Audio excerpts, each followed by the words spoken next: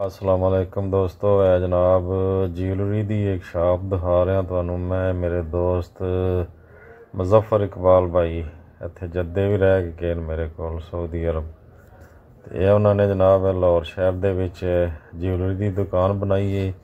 किसी नू अच्छी वैरायटी दे नए तो नए डिज़ाइन चाहिए होण ते उन्हां नाल राबता करो। ये जनाब लाहौर शहर दे विच दुकान का नाम है अल सऊदिया ज्वेलरी कॉर्नर, मेन बाज़ार सदर सरवर रोड कैंट लाहौर। ये जनाब उत्थे इन्होंने दुकान बनाई है ते माशाल्लाह हर किस्म की अच्छी वैरायटी की ज्वेलरी जड़ा नए तो नए डिज़ाइन तुहानू मिल सकते हैं। ये मैं सिर्फ इस वास्ते ये मशहूरी कर रहा कि वो मेरे दोस्त न पाई न, बाकी मैं वैसे नहीं किसी की इस तरह वीडियो लगांदा। जी जी वो मेरे बहुत पुराने दोस्त न भाई न। जनाब उन्होंने लाहौर शहर दे विच ज्वेलरी की शॉप बनाई है, वो जड़े मशहूरी कर रहे हैं।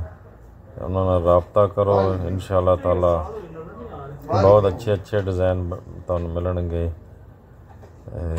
देखो ये कितने डिज़ाइन तुहानू दिखा रहे हैं। ओके जी, अस्सलाम वालेकुम।